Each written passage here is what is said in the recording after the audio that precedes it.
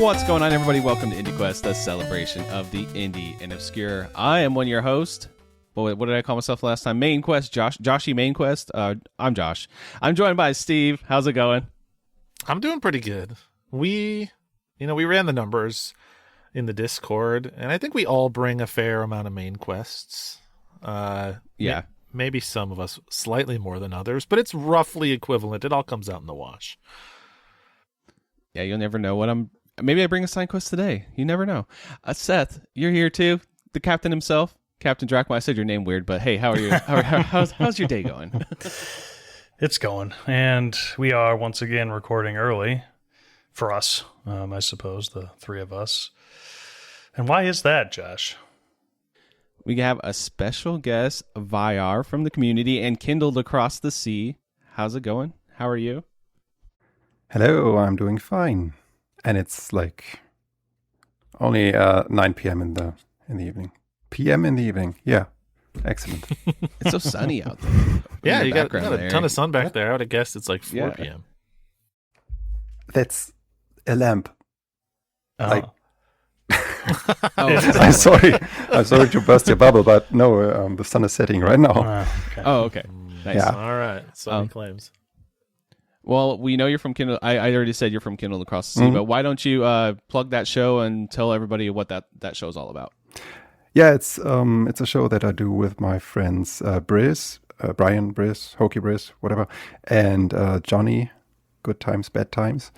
It's all about Souls games, and we basically dissect Souls games very extensively over many episodes, and also talk about mental health and stuff. And I think we did 10 episodes so far, and we are still on our first game, Dark Souls. Mm-hmm.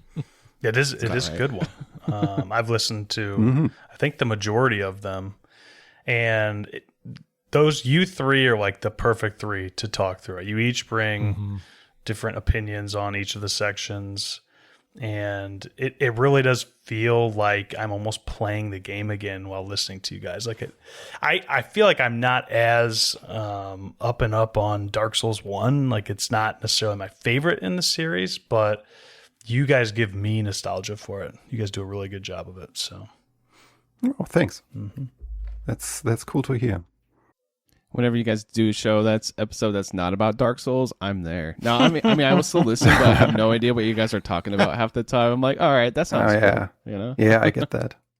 I mean, we have episodes like, we call them hitting pause, because, you can't really hit pause in Dark Souls games. And there we talk about everything, life and the games we played and stuff. Yeah, kind of filler episodes, but before... In the early episodes, we put all of that stuff in one episode, and they tended to run very long. And we decided to split them up so people can choose to ignore whatever they don't want to listen to. Opt in or out. That makes sense. Yeah. But yeah, very fun show. Part personal essay, part kind of long play. It's basically the exact opposite of IndieQuest. Yeah. So people that like our format, if you're sick of it, go over there, because we do a game in 12 minutes and we're out the door. They do a third of a game in 2 years. Yep. All right, well, when we have a new guest on the show, we like to ask the big question. What is your favorite indie game of all time? Yeah, we just talked about it. It's Dark Souls. I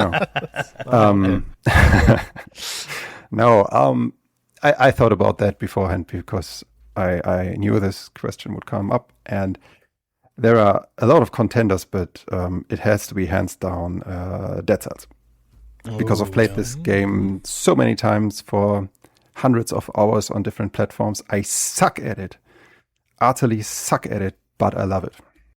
It kind of feels like you just picked whatever game sounds the closest to Dark Souls without being Dark Souls, if I'm being honest. Yeah. that's a plus. Yeah, that's true. Dead Cells is addiction per minute. Man, It's right there. That is an addicting game. It's a game I've only ever beat on Boss Cell 0.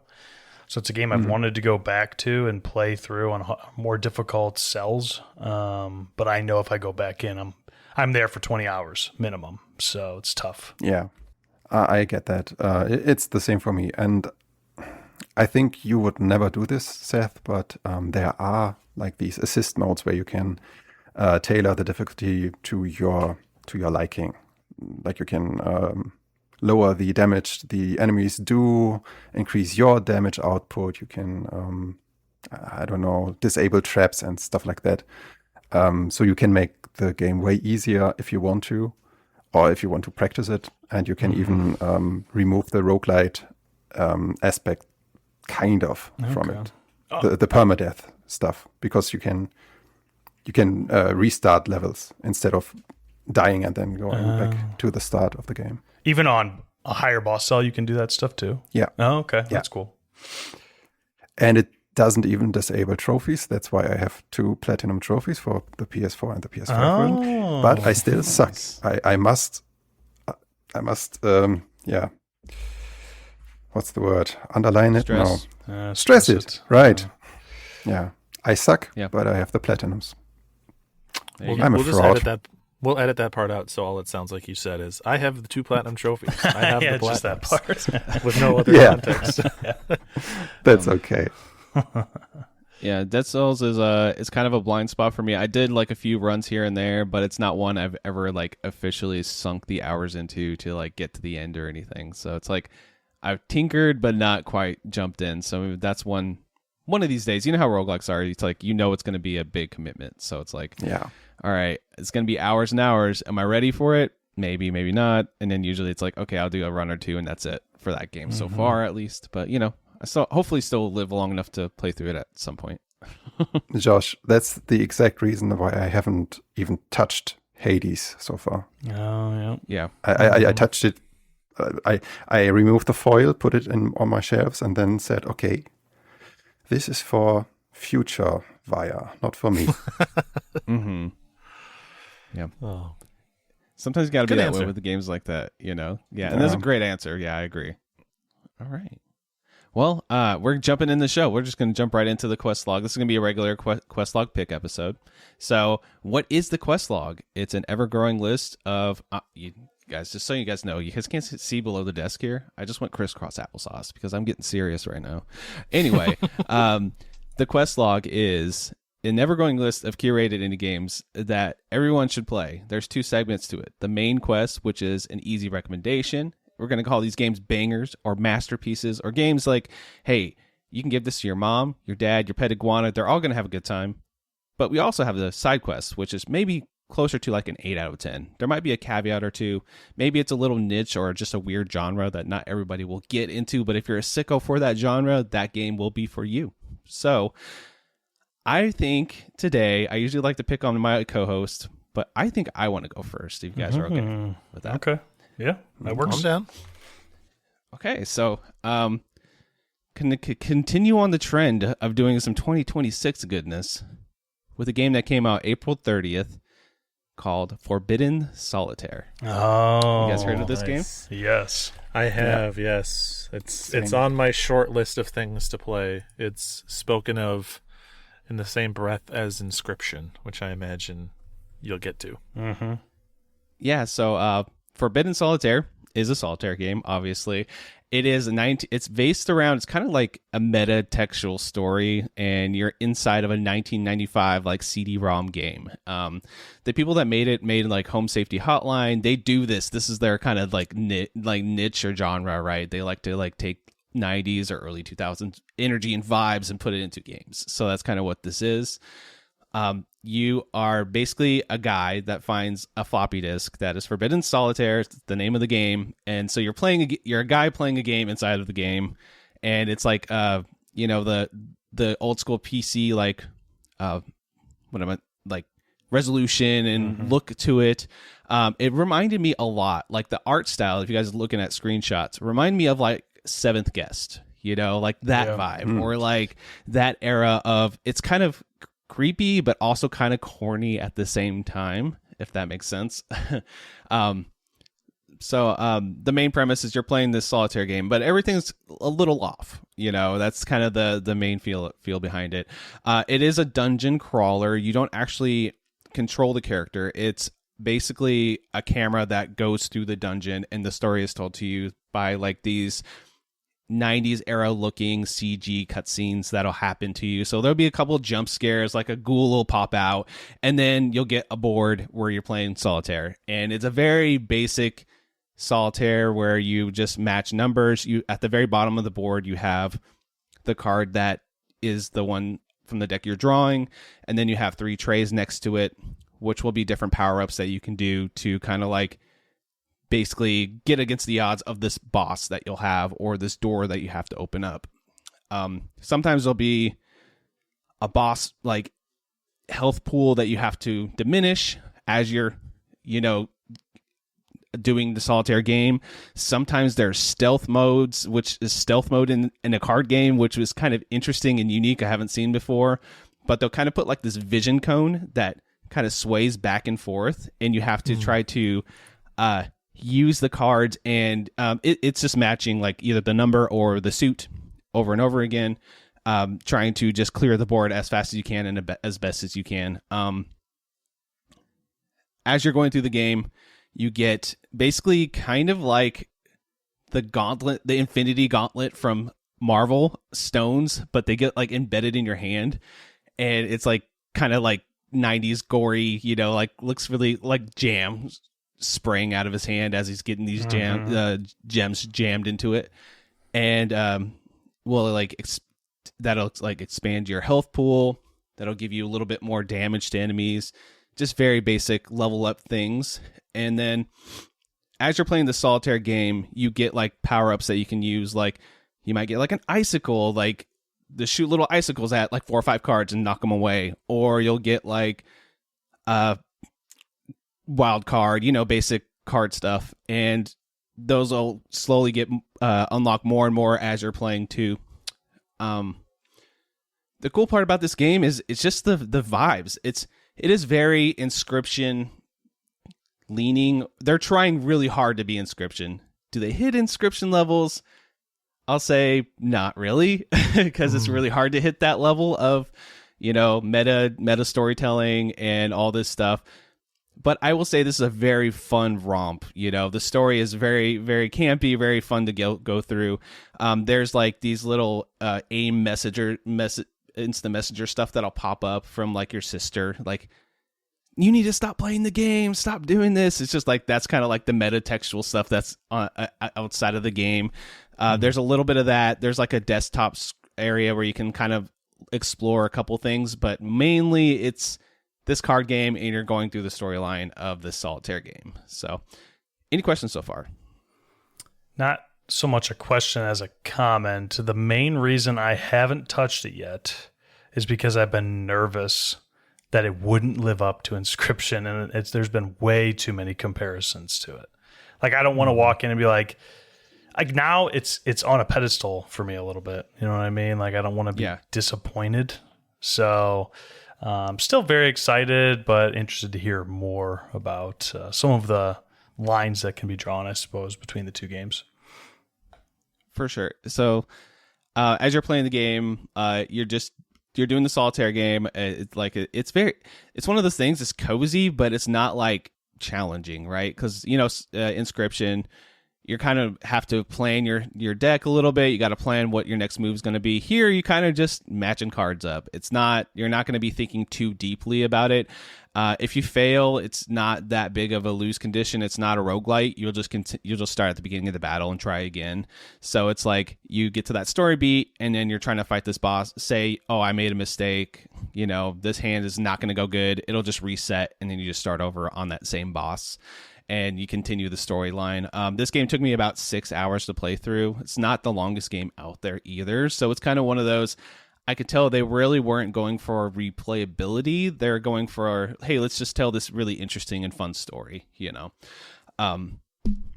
So as you're going through, like I said, you get like the Infinity Gauntlet of like power-ups. So at the end of the game, you do start to feel pretty powerful, but of course they scale the bosses and like the challenges you have to overcome with your power level too. So the skill level and isn't like you're going to be like, oh, I'm struggling through this. But once you get to that last area and the last bosses, there's going to be like multiple layers of things you have to do. So sometimes there will be like a lock on the cards, and it'll be like, okay, it'll be like a spade with a number 3 on it. So okay, I got to play 3 spade cards to unlock this card to actually even have access to this side of the board. Or there'll be like an actual like keyhole, and you have to find the key as you're playing to and then just drag and drop it over into that card, open up that side of the board. And then some bosses will just lock out areas, and you have to get them to a certain like health pool level to do a certain part of the board. So it starts to have little extra challenges inside the game. But I will say it's more of like a brain teaser. Like I can kind of like passively play the game that more than like, okay, I need to plan like 6 moves ahead type of card game. Oh, you said that it like controls it for you. Is there any decision making or branching in the actual playing through of the dungeon, or is it all just like automatic? So as far as I can tell, there isn't very much like player agency in the story until you get like near the end. There's a few branching things you can do. So I mean, I guess loose spoilers, there is multiple endings you can get depending on what you do near the end of the game. But I feel like that's kind of a given in a game like this. I think the replayability might be there. I honestly think they just want you to restart the game and keep playing after you roll credits and stuff if you want, or you just do the one and done like I did and just enjoy the story. I do think the story's fun. It's very... Like I said, it's a little campy. It's like haunted mansion-y, It has some jump scares, but you're not going to be like gripping your seat like because you're so scared or anything. You're just going to be like, oh, that was fun, like every time something else happens. And I do think that I just think the meta layer, the actual like the inscriptionness of it isn't as I played Inscription this year, so it's still pretty fresh in my mind. I'm like, it doesn't reach that level. So I wouldn't go in playing this expecting Inscription level, like, oh, they're going to do something crazy that's going to rock your mind or rock your world. It's not that type of game, I don't think, This isn't a roguelite at all. Is that correct? No. Okay. It's not. Okay. Well, that's just I'm sure that makes a lot of people happy. Yeah. There's plenty of people who don't really love that, that forced gameplay type into a lot of games nowadays. I don't mind. I like them, but I suppose that's one huge difference between it and Inscription. I do think that the way the music is what you think it's going to be. It's echoey. It sounds like you're in a dungeon. It sounds like Halloween. This will actually be a perfect spooky season game just because of that. It has that atmosphere. I actually think the music's pretty great. It's kind of gets some catchy beats in there as you're actually doing the card game and stuff. It's nothing I would turn on outside of the game, but it's definitely suits the look and the feel, like the FMV and the early CG look to it, and kind of like has a little bit of a CRT filter to it. Just feels like a kind of screwed up PC game from the 90s that you just like, you dust off in your grandparents' basement or something and you put in, that's the feel that you get for this whole game. So yeah, I feel like this game is a pretty satisfying playing game. Like it's very easy to get through. Like I said, you're probably going to unlock all the power-ups. You're going to get through everything without too much stress. I do think they add some alternate modes and some more difficulty options after you beat it one time. So I think that's the replayability factor. I do wish they had like a roguelite or a daily mode for this. I think that would be so fun to like just jump in like, oh, I'm just going to do a run of Forbidden Solitaire today. Like I'm just going to get to the end of the story, have like a 1 or 2 hour long like run you can do. I think that would be a great update for the game. Unfortunately, they don't have it, but I do think what's here is very, very compelling and fun to play through, Yeah, that's the legs of Inscription for me personally really came from, I suppose it is DLC, but it basically allows you to just do runs like that forever. So maybe in the future, they'll do something like that for this game. Yeah. So Are the battles randomized between playthroughs? So could you at least just start over and get different battle layouts? Or is every battle against every boss and every enemy and every lock and whatever always the same? Yeah, so when you go to a boss, so when you start out, it'll have like maybe 4 stacks that you have to kind of like work your way through. By the time you get to the last boss, you're going to have like 12 or 15 stacks on the screen of like cards you got to like kind of piece through. So it does get more complicated from the first battle to the end. So the layout of each boss is going to be the same, but of course they randomly generate how the cards are going to be laid out. So, you know, you're not going to get the same board every single time. The look will be the same, but the actual cards will be different, you know, because they're going to draw it randomized. Cool. But yeah, it does get a little bit more complicated as you go through. At the beginning, you're gonna be like blazing through it, like the first 4 or 5 areas, because like everything is a card encounter. So if you go to a door that's locked, you're playing cards. If you fight a boss, you're playing cards. You're talking to somebody, you're playing cards. You know, that's how you advance in the game. And each one of those slowly but surely adds another layer and another thing to it to make it just a little bit more complex. But like I said, I don't think you're ever going to get really truly stuck in this game. You might mess up once or twice, but it's going to be one of those, oh yeah, I'll just try again, no big deal. It's cozy creepy, I guess, because it's kind of a cozy, just easy to play, and really it's a very satisfying thing too. Like they do a really good job with the sound effects. You know, in a card game, you know, you got to have those like the card noises and all flipping. The little like the little flipping, and then like when you do a power up, like the one I brought up earlier was the icicles. It has like a little icy sound, and like particles spray down on the cards and they fall away satisfying ways, you know. So they do all the things you expect from a card game that's has a good package, you know, overall with the sound effects, the music, and the look of it. So I think that's really what you're here for, is just the 1995 CD-ROM, kind of grungy, kind of you know, kind of campy, has a little bit of, like I said, a little FMV in there, but that's what you're here for, and they do deliver when it comes to that quite a bit. So if they don't at some point, you don't have to give anything away, you don't have to spoil it, but if they don't at some point show you the classic Solitaire thing where the cards bounce around the screen when you win, I'm uninstalling it immediately. Bad review instantly. There's a little bit of that. I'll say there's a little bit of something like that. I won't say exactly what they do. All right. But yeah, there's a little bit of that in there, for sure. But yeah, I mean, the reason I wanted to go first, there's not too much to talk about for this game, besides what I've already said, but I had a great time with it. Do you guys have any questions or anything else on your mind about Forbidden Solitaire before I put it on the quest log today? I mean, this will come out as you put it on the quest log, but I'm curious, like, having played it, 2026 game, how urgent is it that you feel I get around to it by the time we talk games at the end of the year? I'd say you should play at some point this year, because I think you'll enjoy it quite a bit. Maybe wait till like October or something, but I wouldn't say throw it on the top of the pile. I'll say that much. No other comments or questions? Okay, I'm going to go ahead and put this on a cozy but very high tier side quest. I'd say this is one of those ones where it's like I played through it, I really enjoyed it, but it's not one I would say rush out and play right away. I'm sorry, but Inscription kind of ruins that. Like, I wish Inscription didn't exist, because this might rank a little higher if it didn't. You know what I mean? Because it's just like, if you're in the mood for a card game that's going to like mess with your expectations, play Inscription first for sure if you haven't played it already.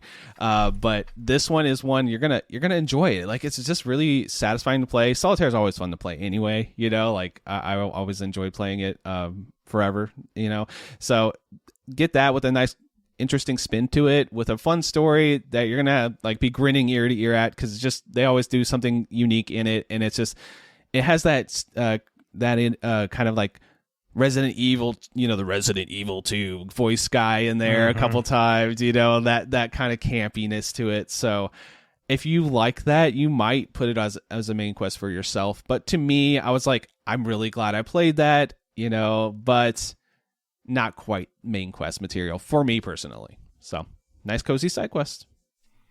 Makes sense. Cool. That's exciting. One that is definitely, like I said, it's on my list to play. And I almost wish, kind of what Seth was getting at, it suffers from expectations. I almost wish that just there was none of the inscription-iness of it all, because if someone just told me, like, oh, it's like a Seventh Guest style solitaire game, I'd be like, yeah, let's go. Heck yeah. Yeah. Let's do this thing. And then if I remove myself from those expectations, I would still probably put it on a side quest, just personally, to be honest with you. But doesn't mean the game's bad at all. Obviously, I really recommend people, if it sounds like up your alley. I mean, I can see people like arguing with me that this is a main quest for them, and I'd be happy to hear that argument too. So if anybody's played this game, let me know, and if you think I'm wrong, let me know. I like that. I like to argue, so let's argue. Almost 2,000 reviews on Steam, overwhelmingly positive. So. Confirmed, Josh, a hater. No.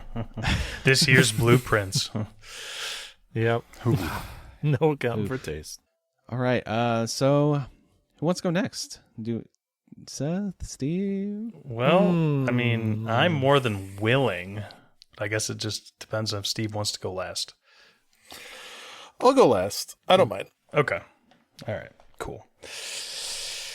So, speaking of games I can't say a lot about, I've got one of them too. I was going to attempt to jump ahead of you, Josh, but you just volunteered yourself, and I was like, well, you got it.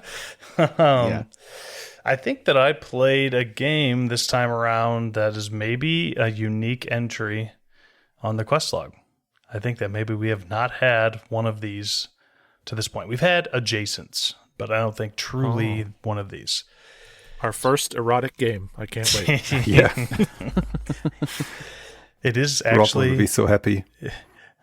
Yeah, it is actually a little erotic, but that's not the intention.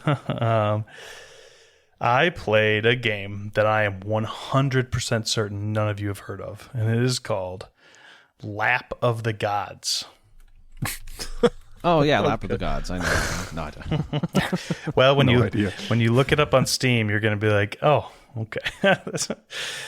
Steve is going to once again have something to say about how the hell do you find this shit, and I'm like, I don't know, dude. Seriously, man, I did not. This man is plucking. Good. I'm glad that we can do this for games, right? But like, he's the only one out there in the game plucking 11 review titles on Steam. Yeah, what was that, Dunkadillo? That was probably about as close as anyone else has gotten recently. Yeah, Dunkadillo was on Games Done Quick, by the way. Josh, did you see that speedrun? Yeah, I saw it. I saw the write-up. Yeah, it was good.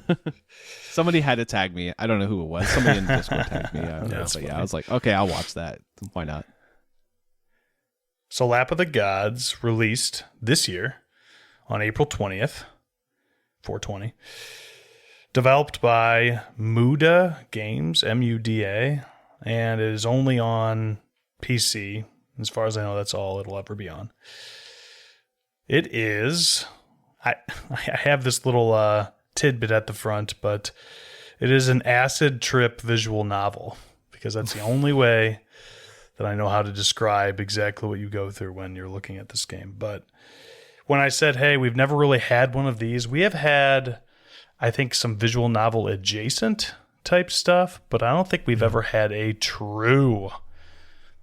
That's all it is. It is a visual novel. There is not a single part of this quote-unquote game that has you do any gamey type stuff. You are clicking through a piece of art, pretty much, right? Like, that's what it is. And I think at this point, I don't think anyone would argue or disagree with the fact that a visual novel is very, very much a game. It is something you buy on Steam and play through. And I think many people enjoy them as even a primary form of the way that they game. So, yeah, it might be one of the first, if not the first, true visual novels on the quest log. But that does mean that gameplay-wise, not going to be much to talk about, because that's not what it is. It means that it's going to have to be pretty heavy on everything else. So your presentation, what does it look like? You guys are probably looking through some screenshots as we do. It is all hand-drawn. To me, it is a gorgeous game. It is striking, pretty. Yes, it is striking. That they focused heavily on their art style, on their character portraits. The character portraits in this game are so good. And I talked about how it's sort of erotic. It seems like every female-leaning character in this game just has the biggest chest that they could possibly draw. So, Sure. yes, that's kind of what they're going for. But the interesting thing is there are no, like, all the characters in this game don't really have human faces. They have human bodies, but they all have like anthropomorphic faces, but not even necessarily animals. They're like, for example, Marion is who I would call, Marion and Scorial are your main characters, but Marion is the character you meet first, and you're the female protagonist, I suppose. And her head is a pair of hands holding one eyeball. Like, that is all she is. And Scorial is a canine type skull with some random stuff shooting out of his eyes. So it's like very dark in that way. It's a little bit Real Monsters, sort of.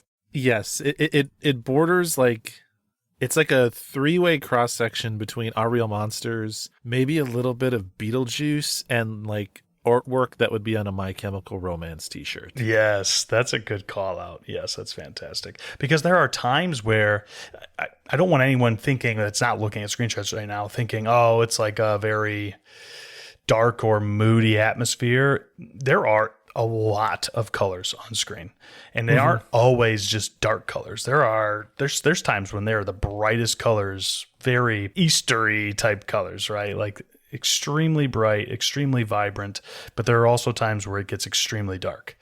So yeah, I guess know that going in. It is very, very pretty game, and that's, as a visual novel, it kind of, I mean, I'm not saying it needs to be, but if you are going to be good at the visual side of a visual novel, you better have some decent artwork, I suppose, to look at as you go.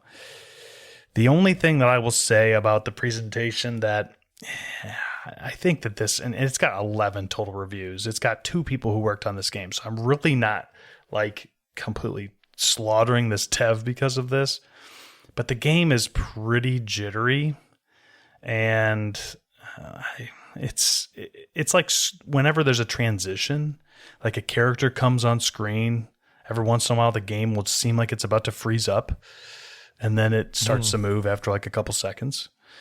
And it does, especially at the beginning when I first started playing it, when I wasn't used to it, did take me out of it a little bit, but you do get used to it. And the dev themselves has in their like about the game section on Steam, they tell you how to turn it down to 30 frames per second, make it so it's maybe more playable on certain systems. A visual novel like this, you guys look at the screenshots, you're thinking, there's no way this is going to be an intensive game. But yeah, it apparently is. Like it ran my PC pretty hard, and I have a 3070 graphics NVIDIA GPU, and it was somewhat taxing. I think the main reason it's a 5 gigabyte download, which seems insane for this style. But there are times when this game wades into the FMV. There will be like full on video playing at times. And sometimes you'll be like watching, the screen will be mostly stagnant, and there will be a TV playing with literally a show, like real people on it, right? So I think that is where a lot of that intensiveness comes from, is being able to incorporate that stuff into the art that they created. And so, yeah, I mean, if you're super sensitive to that, it might irk you a little bit. It certainly did at the beginning for me, but after about the halfway point, I didn't really think about the herky-jerkiness of it all. I think maybe it even got better as I played. I'm not sure. Maybe it's not optimized extremely well at the front end. So, music and sound. I guess there is music. Yes, there is music in this game. But for the most part, it just leans on the super eerie, super put you in a mood while you're reading through or listening to what the characters have to say. There are certain songs that are like, okay, this is an actual song. But a lot of it just feels like instruments that are just kind of playing. I was thinking as I was going through this game, what is a good comparable to this thing that I'm playing right now? And the only thing I could come up with that isn't even a game that I played, it's actually a game that Steve brought, and that's Hylix. Like it feels like it probably has some Hylix energy. Like this, just the music is like off a little bit. It's certainly not something I would listen to outside of the game, but in game, it makes a lot of sense, right? The character portraits and the art, like if I were to just look at them, I'd be like, oh, that's interesting, but I don't know what that is. But in game, it all makes sense, right? So I suppose that's what I really want to drive home through presentation, through some of the sound design. Each and every one of the characters have their own. I'm not entirely sure if it's like an actual person making the sounds, but it's very Banjo-Kazooie-esque, where it's the bleep bloops, but very distinct bleep bloops for all of the characters that are talking. I meant to mention in the presentation portion, but it goes good here too. Every character also has their own font, like text, different colors, different font choice. So they are all extremely unique to themselves. I mean, other than the fact that you can see what the character's name is when they're talking and then the dialogue box, you could close your eyes and tell which character is talking right now. And then you could open your eyes and close your ears and be able to tell too, without even being able to see which character, like the character portraits, just based on the font, based on the sound that's coming from the character, quote unquote. The only other thing I'll add about sound is at first I was like, do I need to like reboot this game? Because I've already mentioned that it's kind of weird and a little strange and doesn't seem like it quite fits, but then it does. At first I was like, is there something wrong? Like it's weirdly like staticky and choppy, and like Scoriel's voice, for example, is like very quiet and almost sounds glitched. But then as you play the game, it's like, no, that's actually just how he talks. Like that was intentional. Or at least I assume it was intentional because he talks that way the entire time. So if you go into this game thinking there's something weird going on outside of the jitteriness, that is, I think, not intentional, but everything else, it's there for a reason. It builds character in these different guys and gals, and it's as you go through. So typically, I would pause for after story and before gameplay, but story is all we have here. So do you guys have any questions before I go into what is this game's main concept, I suppose, around what they're trying to drive home? I'm mostly just interested to hear what the story is about because I get no context at all from the trailer and the screenshots I'm watching. It's just like visually overwhelming, but I'm like, what the heck is going on? And you would find that after I talk about what is going on, I still don't quite know. Is my first bullet is batshit crazy because that's what it is. There's not a whole lot. Like, I don't want to spoil, of course, a lot of what happens, but this is a game called Lap of the Gods, which I don't know if you guys have ever heard the saying Lap of the Gods. I had to look it up once I actually knew where the story was going. I was like, oh, I get it, sort of. And then I looked up what Lap of the Gods means. And it basically means, like, I think something that we can't quite conceptualize, of the lap of the gods type of thing. It is a higher being, like, understands things that we don't. That's my understanding. And that is much of what this game is trying to drive home, is that, and I'm not saying, oh, this is a game, there's like subtle Christianity or something layered in. No, that's not the case. But it does talk, there is a lot about not knowing what maybe is our afterlife. Is there a higher power? Certainly the people in this world think that there are, because there are literal statues of these things called gateways, which are, I suppose, gods to the average person walking around. Eventually, you find out there's also these people called gatekeepers who, like, communicate with the living and the even higher power, if there is stuff like that between those gods. It is a very, very strange concept. But I will say the game does wrap up fairly cleanly by the time you're said and done.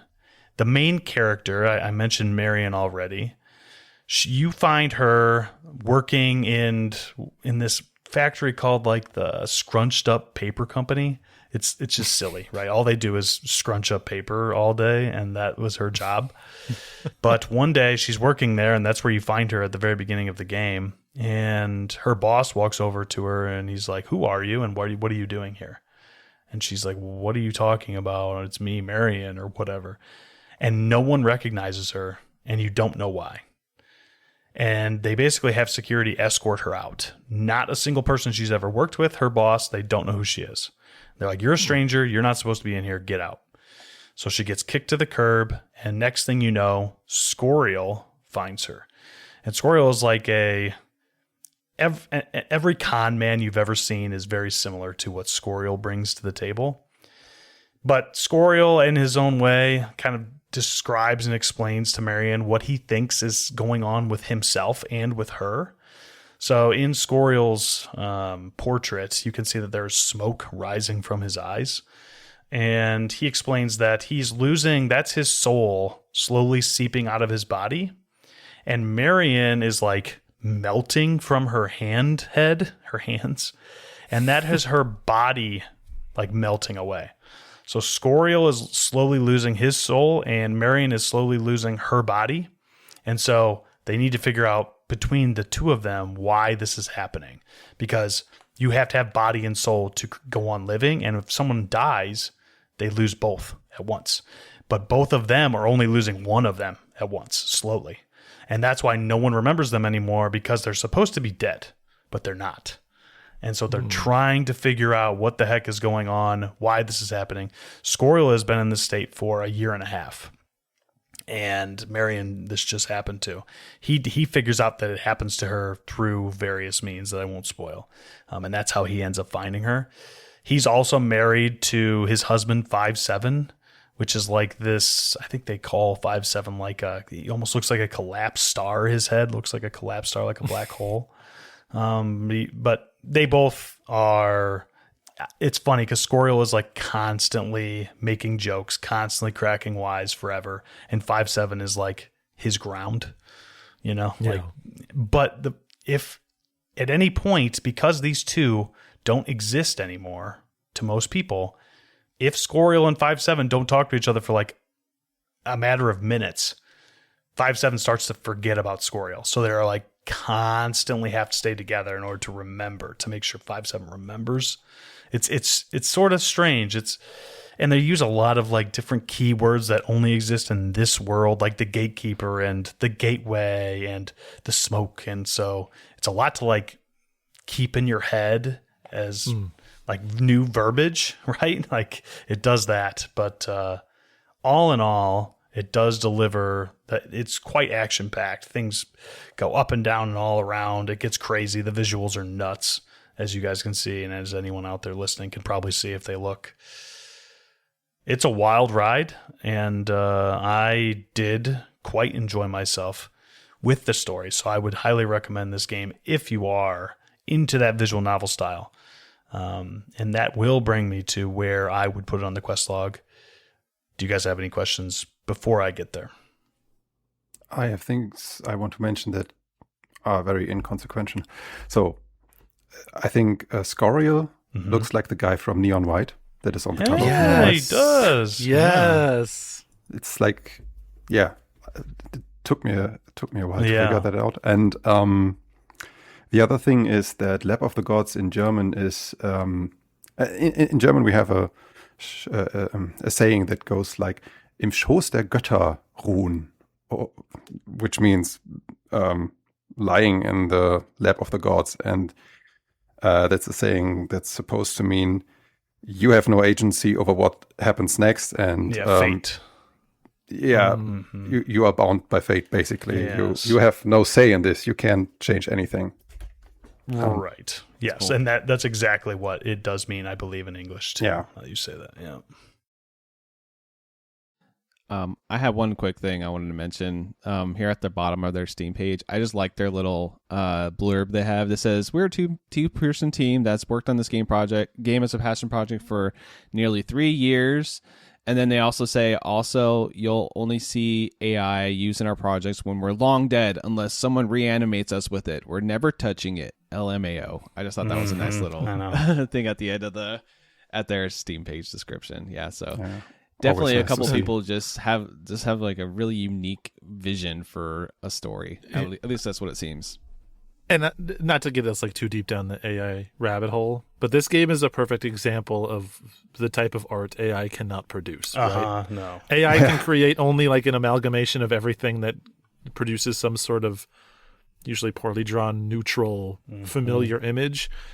Like this is artwork that could absolutely only be produced by humans and honestly sickos, just straight sickos. Said positively, affectionately. Yeah, Lap of the Gods is the type of artwork that AI is trying to ape at some point. Like they'll see Lap of the Gods like, oh, take that. That's unique. That's interesting. Yeah. One question: how long did it take you? Because normally visual novels are fine by me, but if they run like 5, 6, 7 hours, I tend to lose interest. Yes, that is a very good point. I did have that written down, and I was going to mention it, but I will mention it now, Vayar, because you asked. And this is a reason why I think it's highly recommendable to a wider audience, because it took me just a little over 3 hours to beat this game. Oh, and nice. I agree with you 100%. There are a lot of visual novels that'll take 10 to 20 hours. And I have found myself not playing as much indie stuff dedicated recently. I've been playing some other stuff. And so I was looking for something to play. And I'm like, really a short-ish visual novel? That's kind of surprising because that's not really their calling card. And yes, this game does wrap up pretty cleanly in that period of time. So, and the thing about a visual novel is it's all going to come down to how quickly can you read, I suppose, and if you can read pretty fast, you're going to get it done sooner and comprehend. Sometimes I would get to the end of a section, just sit back in my chair and stare at the ceiling for a minute or two because it's like my brain hurts, right? But yeah, I mean, it's a pretty short and sweet visual novel. Nice. Sweet. But with all that, I will put it on the quest log. And this is very much a game that I could regret in the future placing it where I am, because I could think back on this and be like, man, what a unique experience. But I am going to put Lap of the Gods on the side quest, mostly because while I think that I could recommend it to a lot of people and be like, yeah, go check it out, I'm not entirely sure how many people I could recommend to and be like, you will love this game. It is extremely niche. It is, first of all, a visual novel, so it's not even really a full-blown game for a gamer, right? Like, some people are just going to be like, I don't really want to just read. I want to play something. And second of all, the content in this specific visual novel is insane. You have to, like Steve said, you have to be a sicko to really, really enjoy this. And I actually do. I think it's great. And I think that, honestly, probably all four of us would enjoy it if we played it from beginning to the end. But it does take a little bit of brain investment to wrap your head around what's going on here. And even though it only does take 3 hours, it is... through the first hour, you're not going to have a goddamn clue what the hell is going on. And so you have to kind of be aware of that and be okay with that and continue to push on, I suppose. But yeah, that is Lap of the Gods. Technically, it's Lap of the Gods, a visual novel on Steam. So go check that out. Cool. So I did think about it a little bit while we were talking. There's only one other one I would consider a visual novel that I brought to the show years ago at this point, which was Stray Gods, which was another game with gods in the title. Okay. So that's the only other one I could think of that was like it's not, that one still has some like telltale isms, you know, in it. So it kind of like takes away from the visual novelistness of it. So I would still say that one's adjacent to. So this is probably the most pure of that genre we have. Yeah. So The closest one I ever had was probably Beacon Pines, but you actually move your character around in that. You actually choose your path, right? This is literally straight. It's as linear as Final Fantasy X. I'll put it that way. I think a lot of people would stretch maybe and try to call like the To the Moon games visual novels in a way. Just like narrative adventures with low friction. But good for us to get like a pure, you're just looking at screenshots and text boxes game on there. Underrepresented for sure. Yeah. I have to out myself as a dummy because I thought, wait a second, Citizen Sleeper, isn't that a visual novel? And then I Googled it and I was like, oh, it's mentioned nowhere. This is an adventure game, okay. yeah. Damn. There's a lot of text in that game though, so I could see why you would think that. Yeah, it's a reader's game for sure. Yeah. Pyre. I would say Pyre is also very heavily visual novelized. But yeah, it's there's like a lot of visual games. novel with a sports game mixed together, kinda. Yeah. Well, we'll roll out the red carpet. It's Vayar's turn to bring something to the quest log today. Okay. So before I came here, I was struggling with this game because I love it, but it's very short and spoiler heavy, so I can't talk too much about it. And I was like, oh, can I even bring it? But hey, maybe the others bring long games and games they can talk about a lot, so it will be fine. And then both of you were like, oh, my game is very small and I have nothing to say about it. Like, I can talk a lot about mine, so we're good. Don't worry. Oh, that's good. Yeah. Okay. Yeah. So my game is The Dark Queen of Mortholme, which is a game developed by Mosu, published by Monster Theater. And this Mosu guy, just for fun trivia, his full name is Mosu Eijala, which is Finnish. And I tried to Google the name, and I came up with Grandma, Old Lady, Where the Old Man Lives, and Snowman. Like, what is this translation? That's funny. Yeah. But this guy, I think, made a few games on itch, and this is the newest one. You can get it for free on itch, or you can buy it on itch or Steam. And as it is a very short game, like 20 to 30 minutes, I think, you should probably try the free version, and if you like it, please double dip and buy on itch or Steam. So this game is basically a Dark Souls game flipped on its head, because you play as the end boss in a Souls game or in an action RPG game or whatever. And it's presented in 2D pixel style, and everything you see is just one room. It's the throne room on top of a huge castle, and you see this room lit by some candles. You have windows in the background. The room itself is very dark and brooding, and even though there are huge windows that look bright, but anyway, the floor is made of shiny marble that reflects, that acts like a mirror.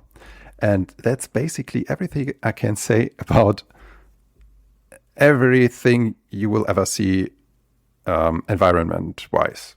You will never leave this room. This is where everything takes place, because you play the end boss. You are the Dark Queen of Mortholme, and your only job basically is to kill the adventurer. So the game starts. You will be warned by your minion that crawls into the room like, oh, I failed you, and there's this adventurer, and he's relentless, and he's come to kill you. And you are like, oh, yeah, whatever. I'm the Dark Queen. I'm the eternal reigning super champ of the universe, and nothing can stop me.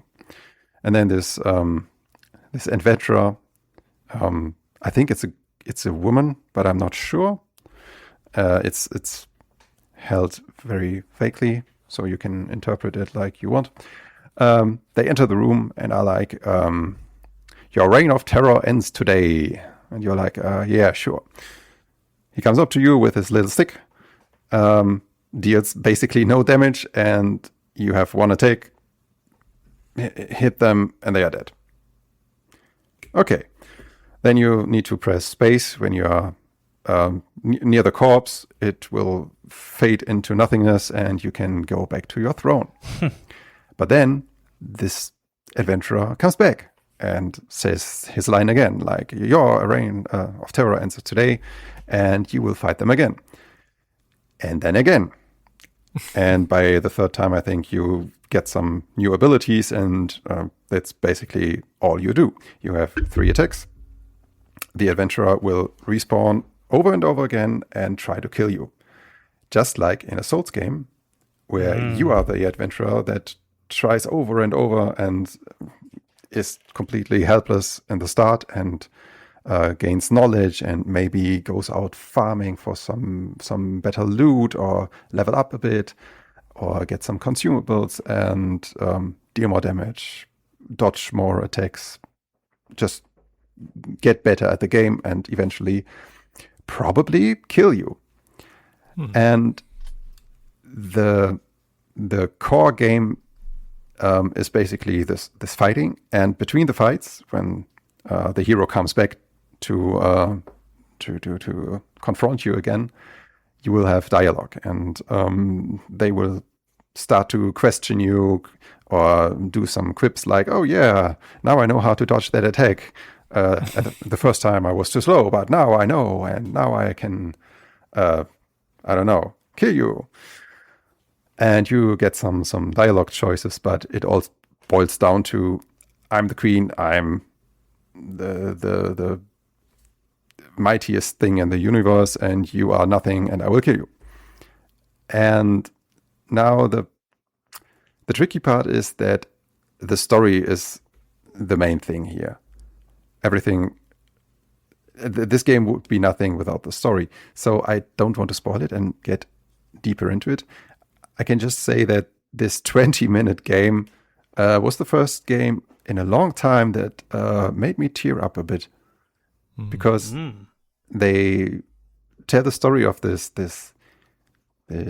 end boss that never leaves their throne room and knows nothing but being the ruler and being the almighty thing that cannot be killed or defeated. So nicely, I can't really describe it. It's just very sweet.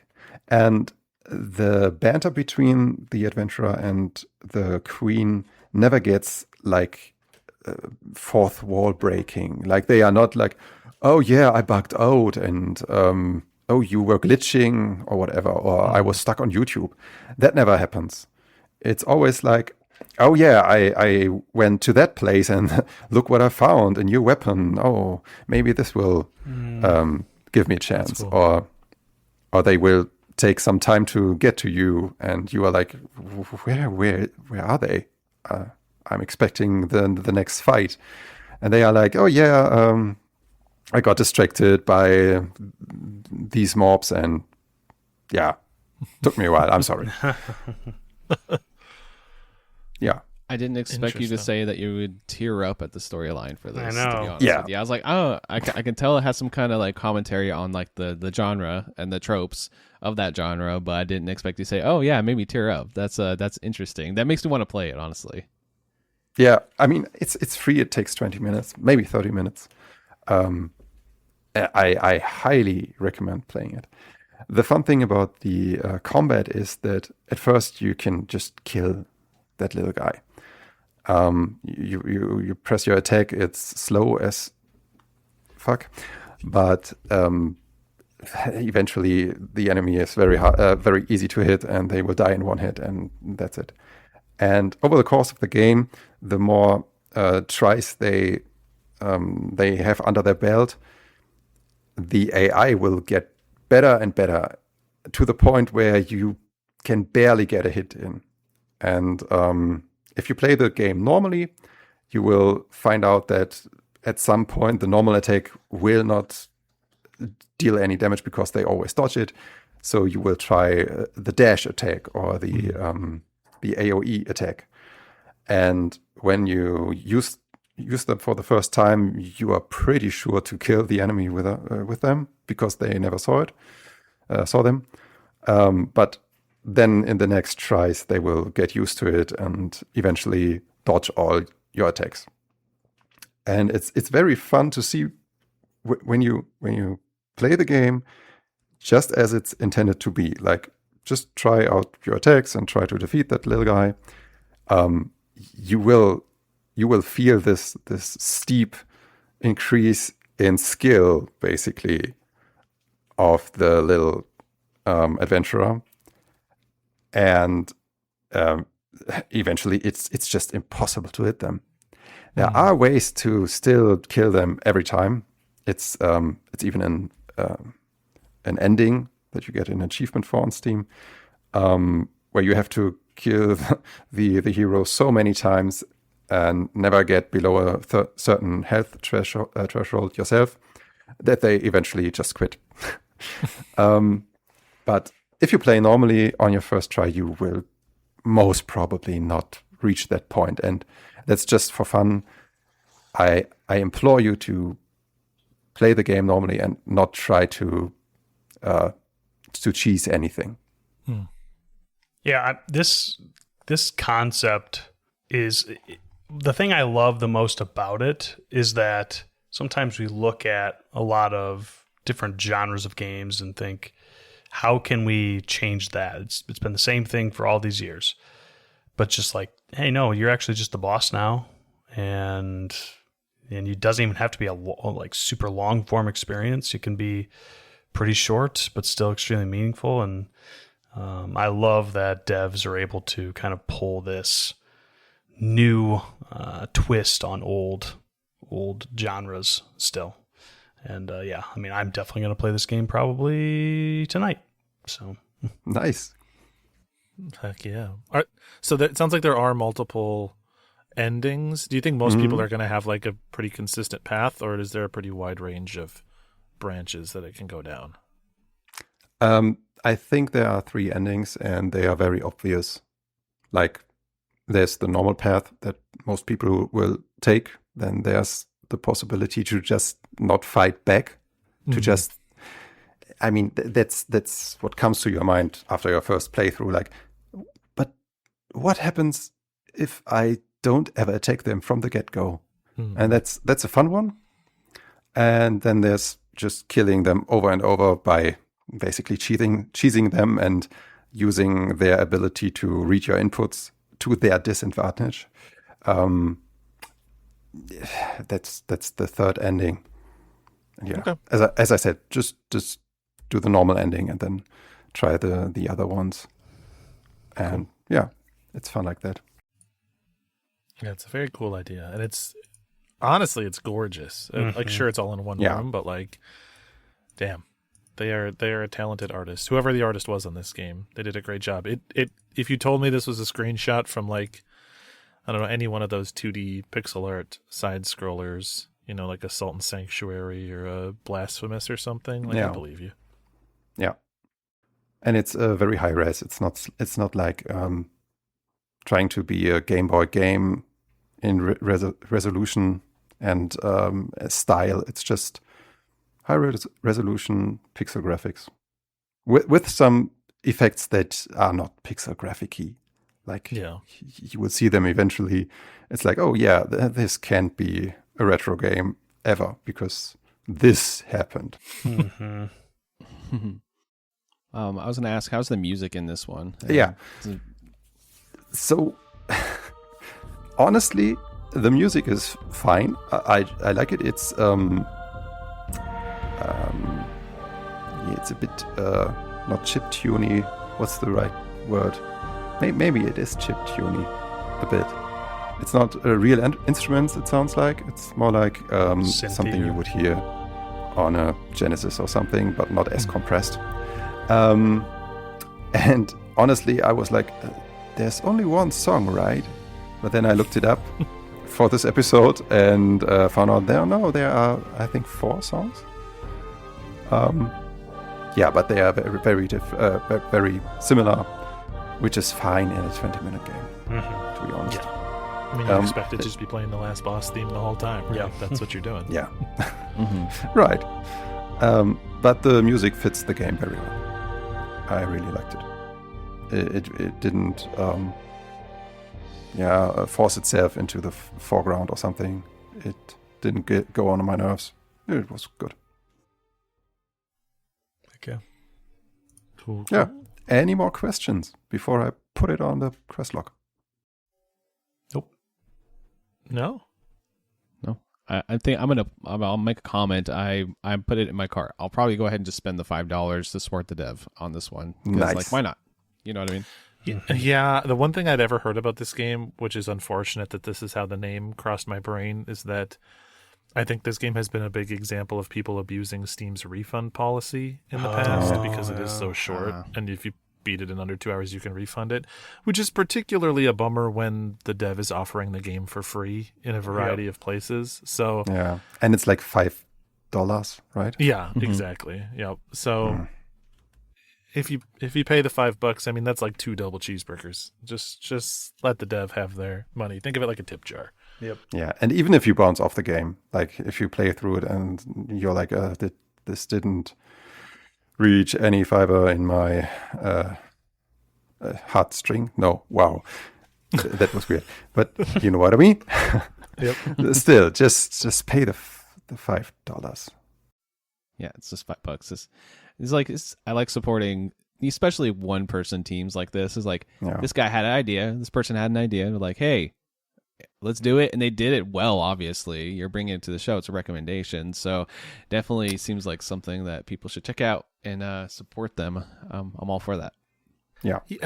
Not to just keep hammering on this point, I'm sorry, but I'm reading reviews for this game, and someone says, a fun 30-minute game, but honestly short and too limited for its price point, which I know that everybody has like different financial situations, so like $5 is not the same to every person, but I am just wondering what are people's expectations at a $5 buy-in? Like that's like the minimum price that any good or service or anything could ever cost in our modern world. I'm just surprised that people are like, well, you didn't take my $5 far enough. Yeah. I would be more than happy to bring this game to a bargain quest. I was thinking that the whole time. Now you already stole it from me. But I'm sorry. Yeah. I saw a review that was even crazier. It was like, the game is too short, especially for that price. If the game was 3 times as long, it could have been 3 times as expensive, and that would have been fine. And I was like, what?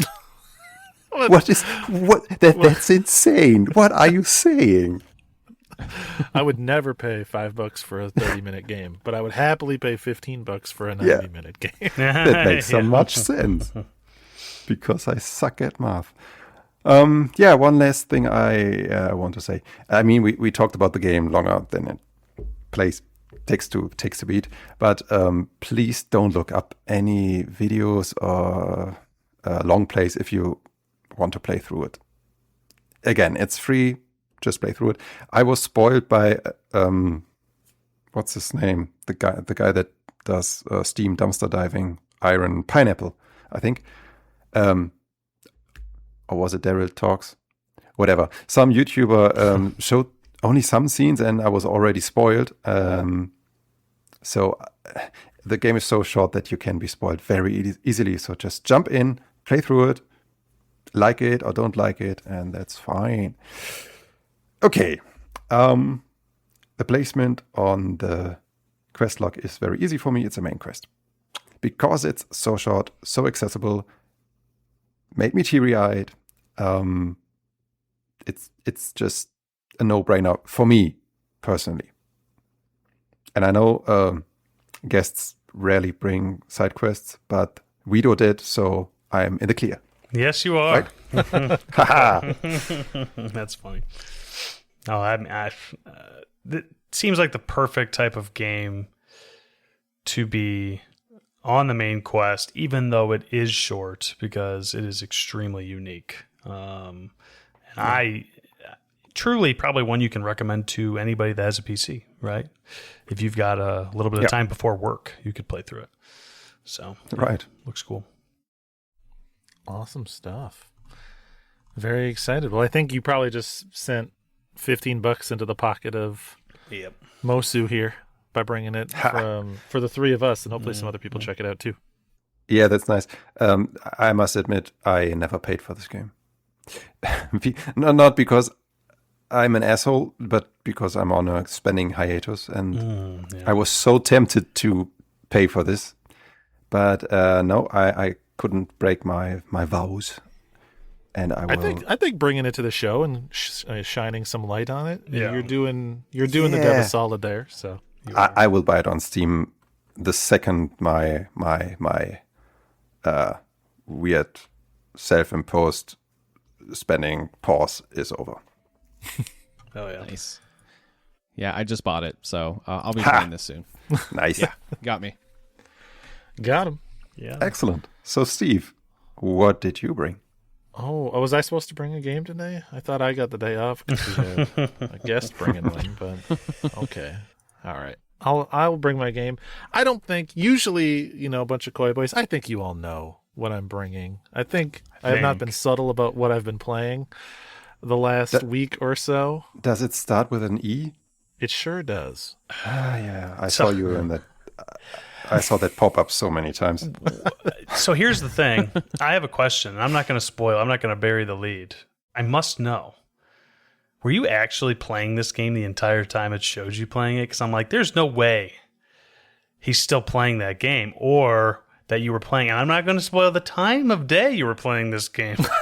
But it seemed like there were a lot of hours being played of this game. At times I did not expect you to be playing it. Okay. I can explain myself. If any of my coworkers are listening, I can explain myself. The game is EMUUROM. That's EMUUUROM. EMUUROM. And it's developed by a developer named Borbware, Borbware, published by Coyote Time. This is also a 2026 game, released May 25th, 2026, and it's PC exclusive as of now. As Seth alluded to, I have put a lot of hours into this game this week. I had this week off of work, and my intention was to catch up on some games, because this is Games Done Quick Week. I usually take Games Done Quick Week off of work because it's just a time to chill, be at home, watch speedruns, play some games. My intention was to get kind of caught up on some 2026 games while watching speedruns. This happened to be the first 2026 game I chose, and immediately it was just flush. All that time was gone, dumped into this game. And so I would literally drop my kid off at daycare at 8 a.m, grab a coffee on the way home, take a quick shower. 8:30, I was on the couch, rode that thing till 4:50 when I had to drive back up and pick him up from daycare. Nice. So two things. I have played an hour of this game. Oh, let's go. Probably a couple months ago. It was shortly after it came out. I was in on it, so I have already purchased. Second, I already forgot the second thing I was going to say. So now, I'll hand it back over to Steve. Maybe I'll think about it later. Hopefully I can remind you of what it was. Mm-hmm. So EMUUROM is, I'll give you the story setup first, I guess. And there's not much story to talk about. Well, there's not much story that I'm willing to talk about, but there is a story setup, and it is you play as this young woman, and you seem to be like entering into the game refers to it as a paradise. It's like a digital paradise. You're sort of emulating yourself into this digital landscape known as Emulato, and she goes in to sort of categorize and sort the data within this digital place. It's like somewhere between like a computer program and a game or something. But it's also it's never like spoken of in that way in the game. It's spoken of with like a little bit more reverence, almost as if it's like an archival project, as if we like digitized the Garden of Eden or something. And so she's exploring this place to sort of capture it. And so she enters into Emulato, and her goal is to explore and scan the population and the creatures and the plant life that exists there within. This is a pacifist gated exploration game. There's no combat at all. You only have two like verbs. You only have two actions that you can even really do. You can jump, and your jump is relatively limited. You can jump like just a couple of tiles. It's a very tile-based, very digital game. We'll get into that, but like imagine like Game Boy NES style visuals. You can only jump a couple tiles high. And scan, which is very, very early in the game. You get this scan gun that functions in a lot of ways similar to scan functions in other games, like Metroid's scan visor in some of the Metroid games, or I haven't played it, but I think Axiom Verge maybe has a scan function like this.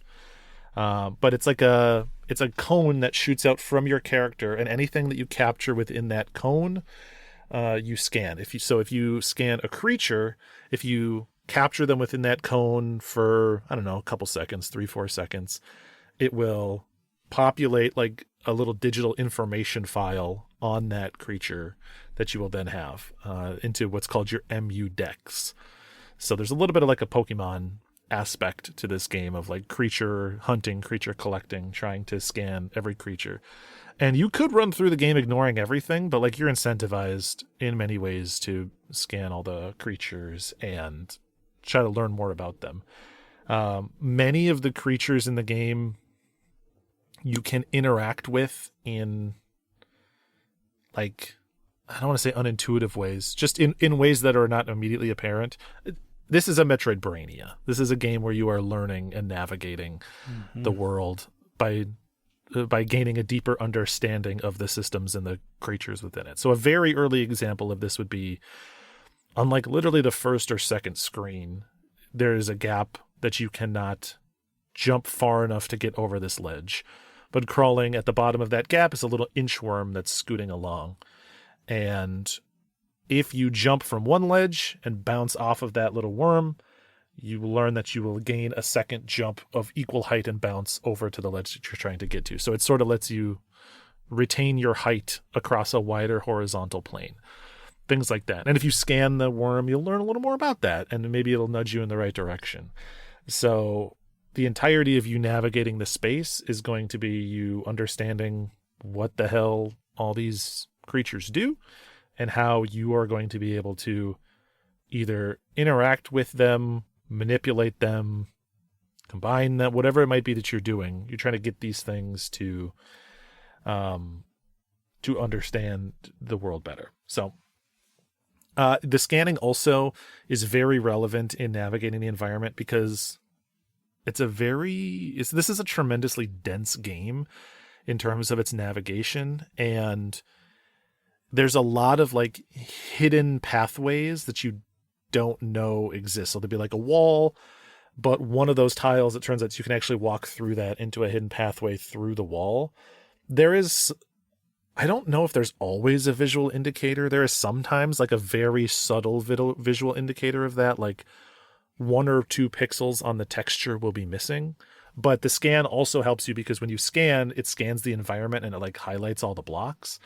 And when you scan over that gap, you'll see, oh, there's actually not a block there. I can walk past. So you'll often be kind of like scanning like sweeps across rooms to see where the heck to go next. Yeah, in my experience, you mentioned that you don't have to scan everything, but you very quickly find out that that's the name of the game. You just scan as much as possible because you're going to learn things outside of just like, unique creature elements that goes into your EMUDex. You actually learn things to help yourself platform through these levels by scanning. So if you just try to play it as a raw platformer, you're going to get stuck very quickly and just be like running into walls. So just it seems like it's a scan first type of game. Yes. Yeah, I was gonna say there's a podcast I like to listen to. One of my favorite gaming podcasts, Remap Radio, has Patrick Klepek and all them on it. They call this genre, or they have in the past called it the lore and logic genre. So it's like you learn the lore and the logic of the world to advance, basically. That's what I know. People genre terms are dumb anyway. Metroid Brainia, same thing, but that's what I like to think of for these type of games, because it's like you're learning a little bit of the lore and the logic of what the world wants you to learn. Otherwise, you just basically will, like you said, if you just play it like a 2D platformer, you're just going to be stuck, or you're not going to be able to get that far, right? So yeah, I like that name for this genre. I usually just refer to it as Steve Catnip, because this is there you go. This is what we go in for. I am curious, not to put you on the spot, but Seth, you said that you played it for an hour. Did you bounce off, or was this like you were feeling it, but it wasn't the right time? Like, what caused you to stop playing after an hour? Because I was literally physically incapable of doing what you did. So, I had already, and I've done this twice this year, and I don't normally do this. And this is why I don't normally do this. I'm kicking myself. I have played an hour of this game and an hour of Mio. And I had zero intention of playing those games at that time, but I wanted to get a taste. Sure. And I was like, "Oh, this game's sick," for both of them. And then I was just like, I can't play it right now. I have to wait. And then I'm a month past. I'm like, dang it, when do I get back to that? I shouldn't do that. So I've learned this about myself this year, I suppose, that if I'm going to play a game, I just need to do it and not, because now I'm like halfway in between. Now there's other games to play. It's that whole thing. So I'm the same way. I start to feel a little bit like my brain is vibrating. If I have too many open threads simultaneously, I need to just kind of lock in on one, get what I want out of it, and move on. Whether that's finishing it or being like, okay, I'm done with this game, I need to be able to like sort of take it off my task list before that list gets too long. Yep. Okay. Well, that's good. I'm glad to hear that you did not hate it. I would recommend this game to you, I will say. Quite strongly, in fact. I will say, based on my hour of play, I can see that there would be and you're maybe going to get into this, but there's probably a pretty significant subset of people that I don't know that I would recommend this game to. It is, yes, it's an interesting genre mashup, I suppose. So yeah, it is, yes, very much so. So back to kind of the general navigation, the playing through the game. As I said, all you're going to be doing is jumping and scanning. You'll be doing a lot more than that, obviously, because you'll be interacting with a big variety of environmental aspects and creatures and things. So it's not just like that's all you're going to be doing, but it is definitely going to be the focus. I think one of the first things people will notice, and this is kind of why I asked you about that first hour, is I think that a lot of Metroid Brainias, at least my impression of them, these games where you sort of figure out the systems as you go, I think they tend to try to make your initial experience somewhat frictionless and then sort of like peel the layers of the onion back as that smooth ride goes on for you to be like, oh, I thought this was simple, but there's more. But EMUUROM definitely has friction. Like, it is legitimately difficult to understand where to go and like what to do. When you're dropped into the world, they don't tell you they're doing it. They don't say anything about it. They just put a single red X on your map and that's it. And you have no idea, like, is that where I'm going? Is that where I'll eventually get to? Is that anything? And as you play the game, like, they're putting other stuff on your map too. And you have no idea, like, are these tracking things telling me something? Objectives? Are these reminders of something I've forgotten? Mm-hmm. Like, suddenly your map will have stuff in places you've been and places you haven't been. And you're like, what am I even supposed to be doing? And so it's going to be tricky, I think, for people to get into it if they aren't kind of like navigation sickos, Wired like to- puzzles. Yeah, there's a certain type of person, especially because this is hard to describe, but this game does this a lot, where at no point in this game do you gain like a new ability that will let you traverse, like, oh, I can open the green doors now because I have super missiles. There's nothing like that in this game. It's only you developing an understanding of the systems, obviously, but the actual way that the world is connected, and the world is maze-like. It's very common that, like, to go left first you have to go right if you're trying to get a couple tiles up, because the map is on like a Metroid style grid of square rooms. You're trying to maybe get up a couple of squares, you might have to go like down and right and hook up and around in a really weird way and get there. It's quite common to have situations where, like, if you imagine every screen is a single room. Imagine a 2x2 grid, so 4 rooms next to each other. You're trying to get to, let's say, the room below you. You're in the top right square, you're trying to get to the room below you. You might have to go into the wall, go left 2 screens, hook down and right like on a single tile through 2 other screens, where you're just walking through the corner of a wall that doesn't even seem like it's interactable in a room completely unrelated that you won't get to for 5 more hours.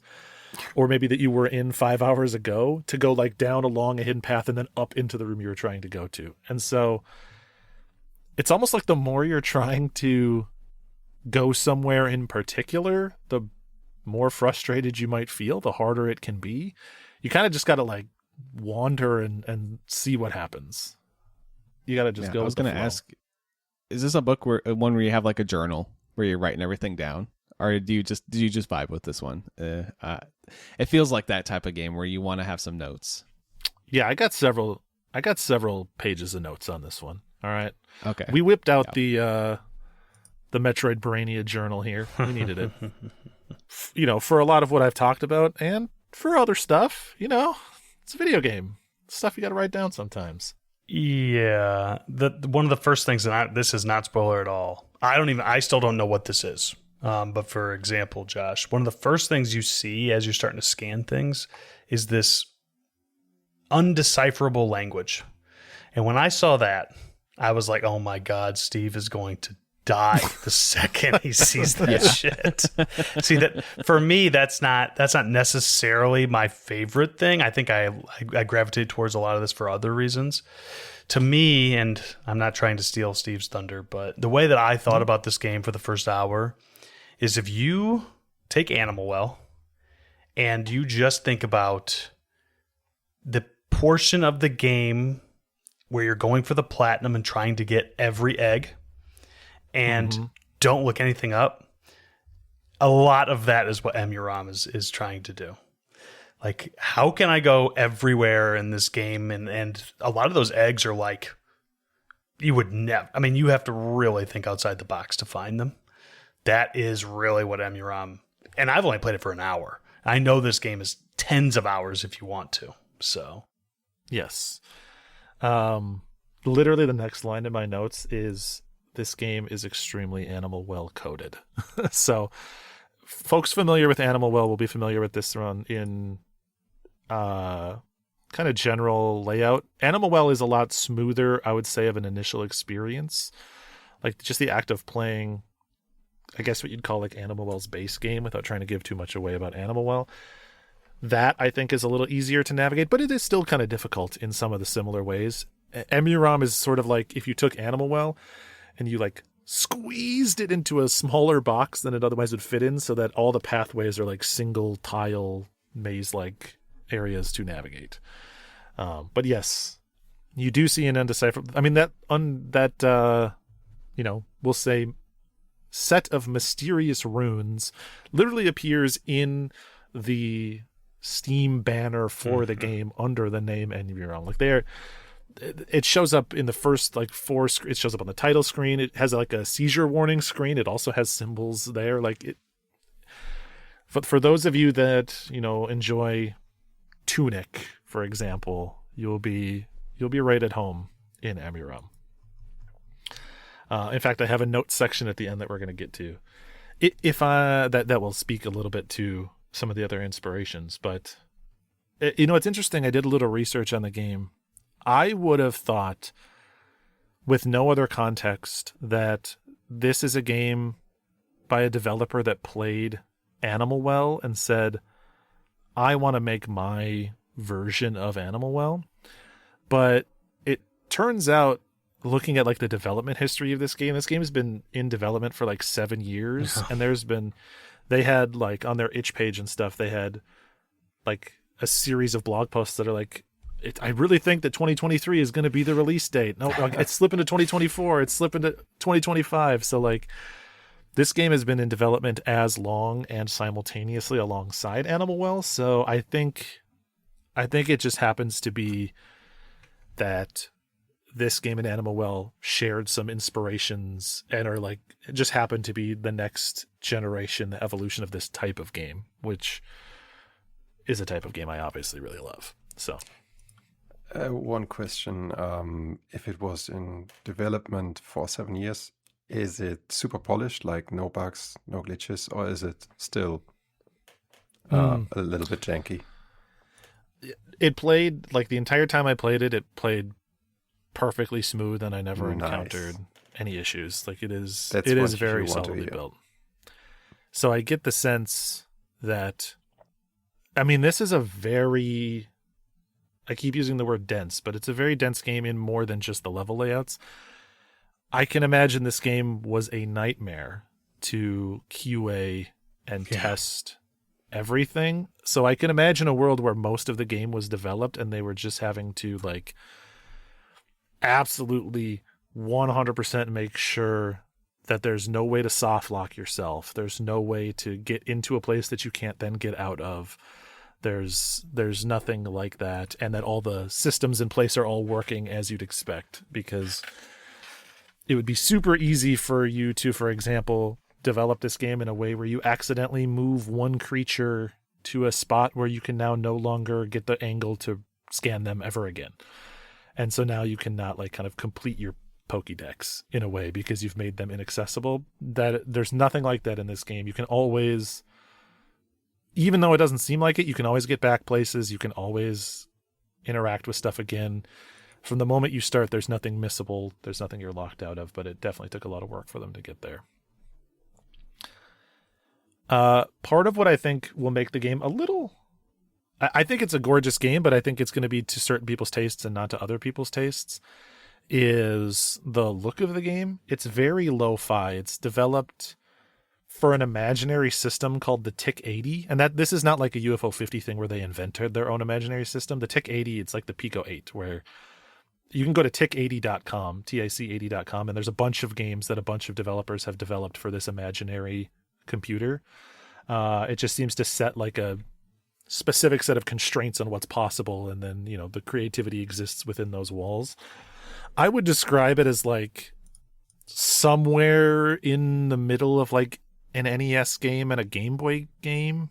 It's maybe visually more akin to Game Boy, but there's definitely more that can be on screen at one time than a Game Boy game, and there's certainly more colors that can be on screen at any given time. But there can't be a huge number of colors on screen either. I was looking at the bounds for the TIC-80, and it's limited to 16 colors on screen and to like 180 by 256 aspect ratio or something. So very small in terms of what it can actually do. It's a very, very tiny game. Has anyone of you ever played Moss? Like not Moss the VR game, but Moss? I've heard of that actually recently. Is that another TIC-80 game? No, but I was curious if it was one, because the art style reminded me of it. It's hard to Google, honestly, because you will only find Moss 1 and 2. Or Moss, like the physical Moss. It's Moss by Noel Cody. It's on itch, it looks like. Yeah, it does look like this. Yeah. Now that I look at it, maybe that was crap. What I just did. But it's kind of similar, yeah. It's reminiscent, yeah. Side note, is this Moss game good? Yes. This game looks awesome. Liked it. He liked it. That's high praise coming from him. I know. He liked yes. Everything's a 7 out of 10. And no. The thing is, I'm not into puzzle platformers really. To be completely honest, when you talked about how you have to go to this screen and 2 screens down and then 3 screens across, I was reminded of I think the day before yesterday when I played through Phantom Feline. Or Feline Phantom? Phantom Feline, right? Feline, yeah. Yeah, because that's another puzzle platformer. And while I was playing it, I was like, yeah, this is nice, this is doable. And then suddenly the single screen game became a 4-screen game, and I was like, no, oh goddamn, please don't expand any further. This is not for me. And I was very glad that it didn't really expand any further and just stopped. I think before it got old. In terms of puzzle platformer comparisons, Phantom Feline and EMUUROM are probably on the opposite side of the spectrum. Yeah. Absolutely. That game was very, very easy. Yes. Like yes. I breezed through it, and as I said, that's not my genre really. So I'm playing Moss right now. You can play it in the browser. It's a Pico 8 game. Okay. It's Pico 8. Yeah, it says Pico 8 when you launch it. So that makes sense. I just did 2 worlds just sitting here. You just make everything mossy. That's fun. It's nice. Yeah, TIC 80 definitely higher fidelity than Pico 8, but it's a very similar concept. So, and your character, like their tiny sprite, it has kind of like a Pico 8 Celeste energy to her movement and like the way her hair flows and stuff like that. So it'll be familiar to people. And the hair some color. other Pico 8 games. Yeah, hair color is basically the same, right? Kind of a pink coral color. What else can I say about this one? It does have a pretty solid soundtrack. I will say the soundtrack more fits the tone than it is like, this is not one that you're going to maybe put most of the tracks into like your workout playlist. Again, kind of Animal Welly in that nature where they're a bit more atmospheric, or they're more contributing to the overall strange vibe of the world. I have to use the Animal Well comparison because it's just the only one that's really apt. But, in Animal Well, you come across like some of the creature designs, and they're just like a little off-putting. You're like, something is like, I'm a little uncomfortable. I'm not into scared territory, but I'm a little like, I'm not at ease. This game has a little bit of that energy, but a little more in the like, I'm lost, what do I do? Less in the like, ominous, am I going to get jump scared at some point energy to it. And the music is a big contributing factor to that. Yeah, it's like the back rooms of Animal Well. Yeah. Exactly. You get it. I get it. So yes, there is, as I've alluded to, and for those that know my tastes, they will understand more about this game. I will say it is a game with a significant amount of content and things to do and explore. I think the best way that I could explain it is in the credits of the game when you finish it, the developer, I think this is actually cool. I wish more games would do this. The game lists their inspirations. And so the developer says, inspired by the following: Metroid, Pokemon, Cave Story, a game called Lyle in Cube Sector, which I've never played, but I will be playing now. VVVVVV, Rain World, Undertale, and Void Stranger. That makes a lot of sense. Yes. What? That reminds me of Ooh did something similar with its secrets and things that you can find. Yes. And there is a lot to unpack. It's the type of game where our buddy, friend of the show, Matt Kuo, he's also played a bit of this game. He actually played like halfway through it, and then he dropped it for a bit, and I got obsessed with it, and I was messaging him, and I was like, you need to get caught up, because I'm at a point where I need more than one brain solving this problem, all right? The computing power that I can output is not enough. at this point. I need an extra set of hands. So if any of you boys are also interested in the game, please join the think tank. So I'm out. do not count on me. Have you finished it? How much past the finishing point do you still have to do, or are you planning on doing? Because I guess the reason I'm mentioning, we've already drawn comparisons to Animal Well how many times. Completing the game in Animal Well is literally the tip of the iceberg for that game. Mm-hmm. So I wonder how it is for this one.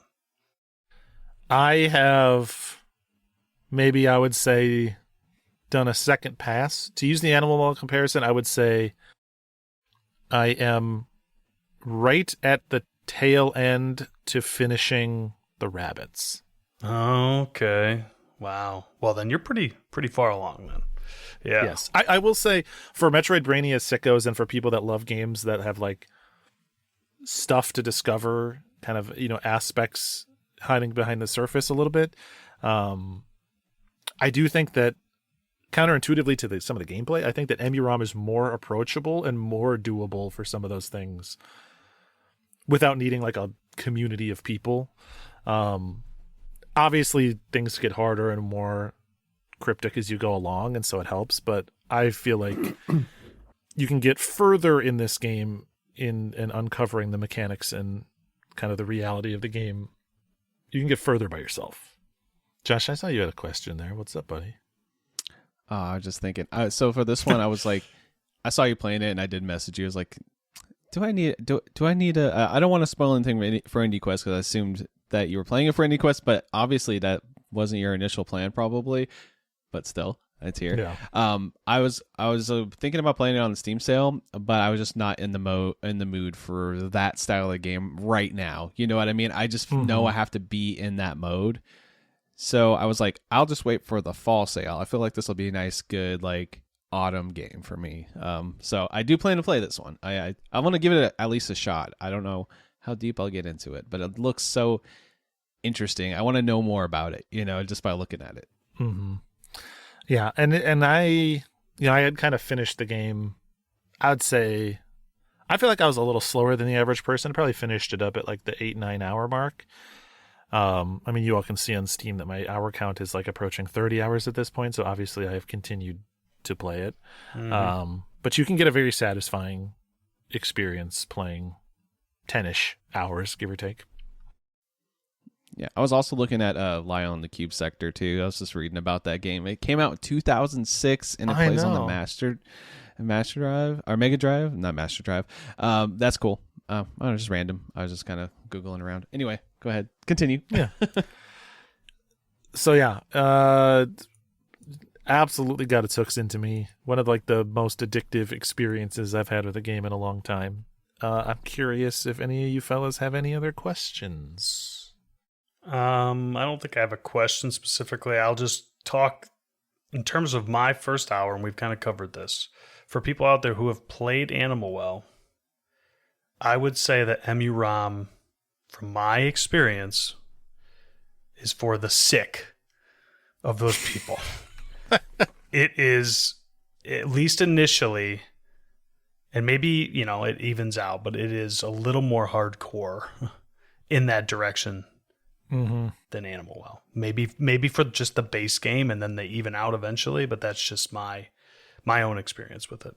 The creature collecting is fun. Like that's an interesting twist. You don't actually collect them, but just scanning them is interesting and fun. So, but that's my own take. Yeah, there's a little bit of like a collect them all aspect, and sometimes they're not always like right there in the open, and you got to figure out, how can I scan them? Can I even scan them right now? Am I going to scan them later?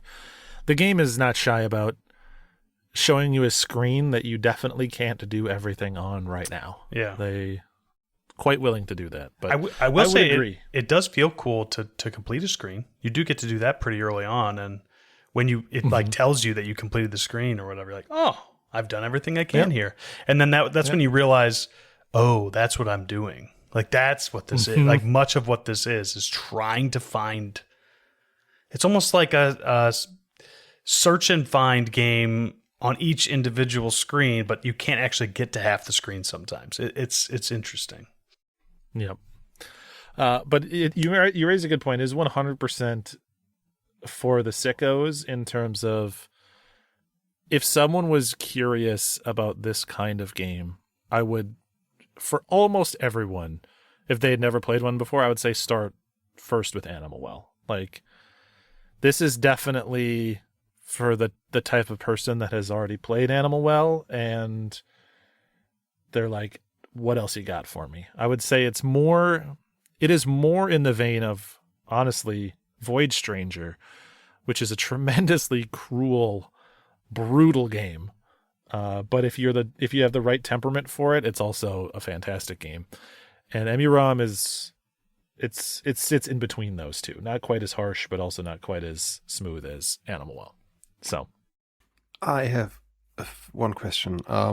Maybe you mentioned it before, but is there any tracking that tells you, okay, this room is done completely, or are you left to your own devices and have to figure out everything? Nope. There are systems in the game that to tell you what you've done, what you haven't done, what you still need to do. Cool. And that's good. On a room basis and on like an individual creature basis, like you will be able to identify. Sometimes you will be in a room and you will be like, I have scanned everything. Why does the game not tell me I've scanned everything? And you have to figure out what the heck's going on there. But there are systems in place to be like, you'll at least know where you need to focus your attention. You're not going to be completely guessing. Oh, so even if the thing that's missing is something that you can only like find 5 hours in the future, it will still tell you, oh, better go there and don't linger here to try to find. Or you'll scan everything in Arena. Like I scan my controller, my microphone, my mouse, and so I'm like, I've done everything on the desk. Why? I'm not seeing anything else here. Why is the game not telling me I'm done? Oh, it's because you're not done. And later on, you'll probably figure out what you missed, but maybe you don't know right now what you're missing. Okay. So, interesting one to place on the quest log. There's a temptation to side quest it because you're like, this is for the Metroid Brainius sickos. You know, we often talk about like it's a more niche thing. It's for a more targeted audience. And that is the case here. But this is just one of those games where I'm like, I don't care. Mm-hmm. This game rules. I had so much fun with it. It is so rare that a game gets its hooks into me in this way. I mean, it was the perfect set of circumstances for me, obviously, but like, I basically never discover a new game and then emerge from like a 30-hour whirlwind 4 days later. And that was the case with this one. So absolutely like a treat top to bottom, fun in the initial parts, fun in the later parts. You will have to put forward some effort. And if it's not for you, that's cool. But if you do, put in the reps, you're going to get a very satisfying workout out of it. So EMUUROM is a main quest. Nice. Awesome. Definitely a game that I feel like Seth and I need to touch by Game of the Year discussion then, if you're that high on it, for sure. Yeah.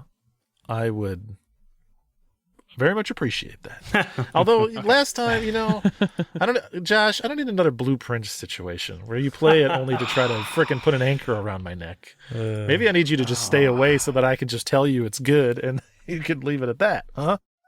I think I'll like it. We'll see.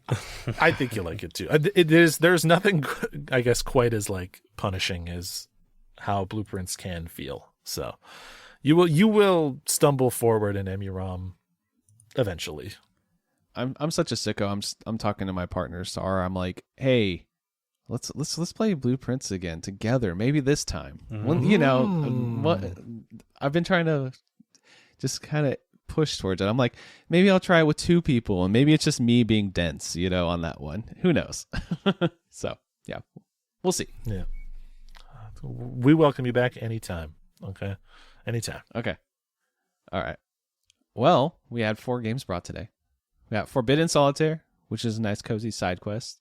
We got Lap of the Gods, which was. Did you side quest that? Yes. I always forget every time. Side quest that one as well. Dark Queen of Mortholme was a main quest, and then we got EMUUROM as another main quest. So we got 2 and 2 today. which great like selection of just huge variety too. Lots of interesting games brought today. So yeah, well, we don't have any campfire chats, so that's gonna push us over to the closing of the show. Vayar, why don't you plug everything you do on the internet, where people can find you? You can find me in the Discord. You can in the Polymedia Discord, best place in the internet. On the internet? Oh, I don't know how you say it, Seth. You did great. You can find me on Blue Sky via whatever, but I don't do anything there, so that doesn't make sense. And you can find my beautiful voice and my horrific accent on Kindled Across the Sea, that podcast about Souls games and mental health and sometimes pooper health. There you go. Nice. Oh, well, you can find this show at IndieQuest Pod on Blue Sky. You can send us emails, IndieQuestPod@gmail.com. You can also send us fan mails. There's a little link in the description, which includes audio if you're a sicko like that, like our buddy Go Hobo Go is. Steve, where can they find you? Blue Sky and Twitch. Twitch, the preferable of the two, because Blue Sky I'm only on every so often. But it's Blinkoom everywhere. What about you, Seth? You can find me on Blue Sky at Captain Drachma. And since Vayar already mentioned the Discord, rate and review us. We don't very often ask for that. Yeah. So, lots of the podcast apps have a rating system nowadays. I don't feel like we've gotten a review in a while. So we do read those here. Anybody out there wants to rate and review, we'll read it on the show. Josh, where can I find you? Oh, I don't know why they would want to, but you can find me at Josh Leslie on Blue Sky. And you can also find my other podcast, The Monthly Mishap, which I'm literally going to be doing a stream of in a few minutes here, which is pretty funny. But anyway, that's a entertainment show I do with our buddy Scotch and Hobbies, and we recommend each other movies, and we just have a good old time talking about some fun TV shows and movies we're into. So check that out. Well, that's going to do it for our show today. Vayar, why don't you close us out with some good parting words for the folks out there? Yeah, so with the industry in disarray, we had these massive layoffs at Microsoft last week, and Sony discontinuing physical games. I think we all see our video game hobby in trouble. So my parting words for you are: play Dark Souls. It's a great game. Bye.